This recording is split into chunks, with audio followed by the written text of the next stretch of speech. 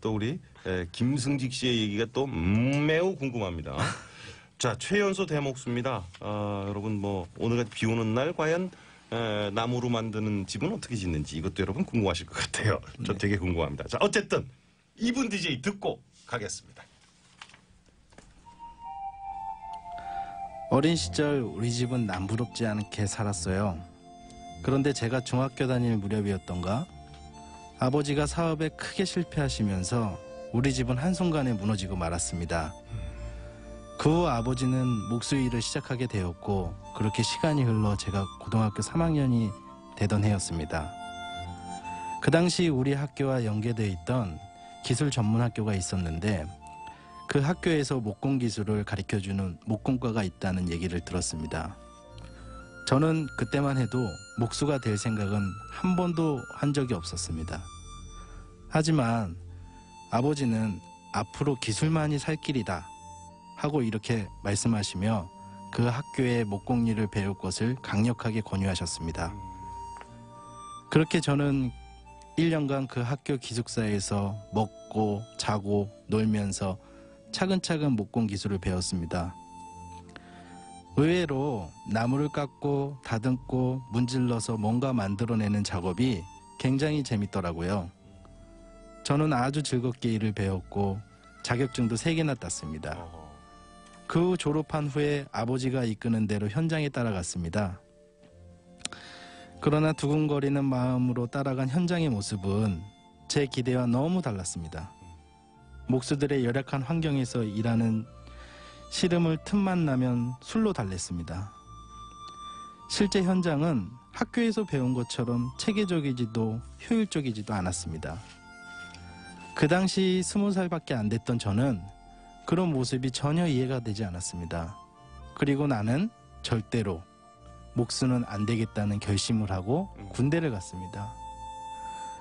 그런데 아마 운명의 장난이듯이 평생 나무를 만지는 게 제 운명이었나 봅니다.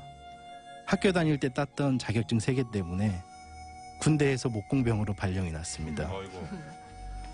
장교들과 선임들의 부탁으로 자탁과 책꽂이, 의자 등등 많이도 만들었습니다. 그 후에 아프가니스탄 파병을 갔을 때 활주로 공사 책임도 맡았습니다. 시간이 갈수록 왠지 이 일이 내 천직 같다는 예감이 들었습니다. 그리고 그 예감은 적중했습니다. 다시 한국으로 돌아온 저는 큰 뜻을 품고 한옥학교에 들어갔습니다. 이왕 이렇게 된 거 목수로서 최고의 자리에 오르고 싶다는 꿈을 꾸었습니다. 전국 방방곳곳 돌아다니며 이름난 목수 대장장이들을 찾아다녔고 그 후에 문전박대도 당하기도 했지만 굴하지 않고 꿋꿋하게 버텨내면서 기술을 배웠습니다.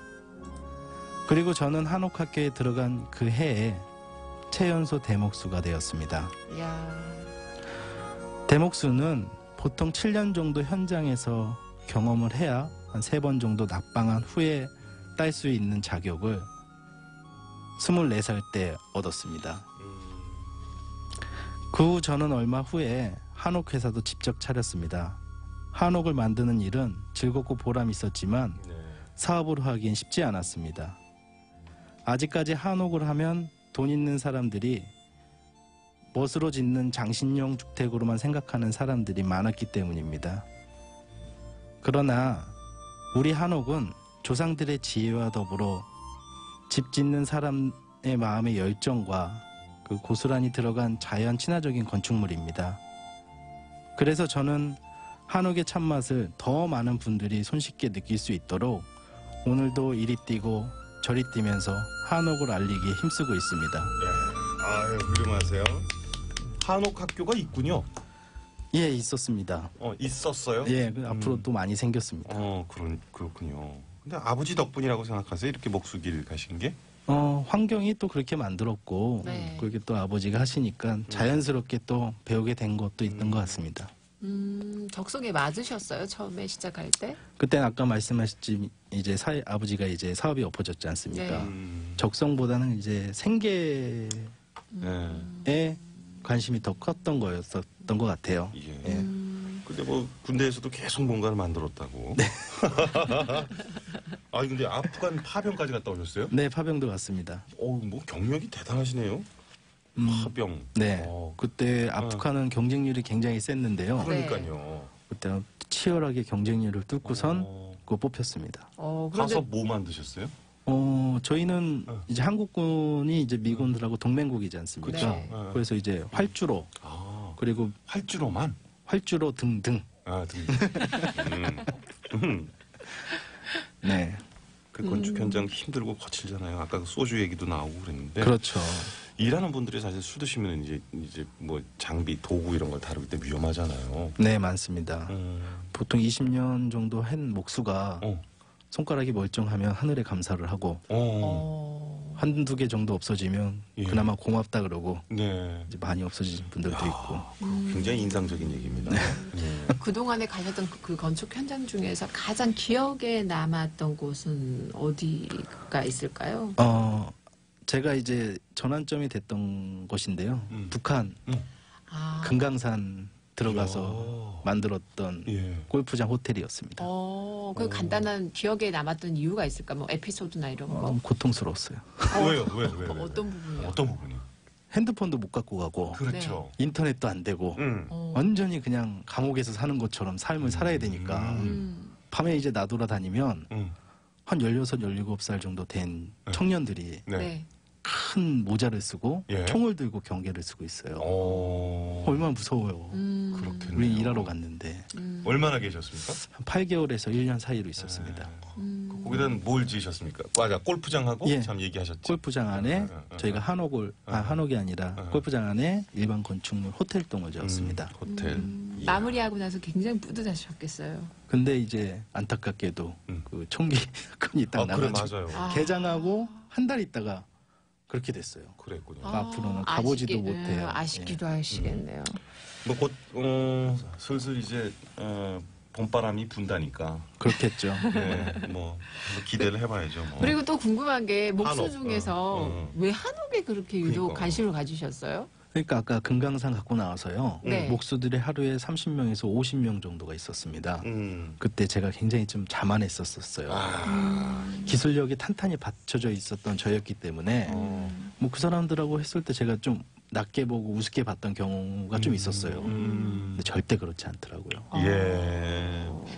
야, 근데 그 대단하십니다. 정말 그 전국 방방곡곡 다니시면서 이름난 장인들 다 네. 찾아다녔는데. 네네. 글쎄, 한옥에 왜, 그 한옥에 왜 관심 가졌냐고 아까 여쭤봤는데 대답을 안 해주신 것 같은데. 그래서 거기 갔다 나오면서 목수들하고 치열하게 경쟁하면서 내가 아직 멀었구나. 기초부터 탄탄히 다시 다져야 되겠다. 그래서 과연 기초가 뭘까 했는데 그래 우리나라 거부터 제대로 파악을 하고선 딴 걸 해보자 알겠습니다. 했는데 이렇게 됐습니다. 장인들 찾아다녔습니까 정말 그래서? 많이 갔습니다. 다 잘 가르쳐 주던가요? 의외로 의외로. 보통 한옥하시는 사람들이 대부분 나이가 많아요. 네. 네네. 근데 20살짜리 어린 애들가 와가지고 할아버지 저 기술 좀 가르쳐 주세요. 얼마나 귀엽겠습니까? 그럼요. 네. 그래서 애교도 부리고 뭐 밤에 양말도 빨아드리고 재밌습니다. 라면도 끓여드리고 그렇게 해서 맞아요, 이제 맞아요. 기술 많이 배웠습니다. 저도 후배들이 네. 뭐 바로 밑에 있는 후배들이 가르쳐달라면 가르쳐주기 싫은데 애기들이 와가지고 하는 건 다 가르쳐주고 싶어요. 너무 귀여워가지고. 그래요. 이야.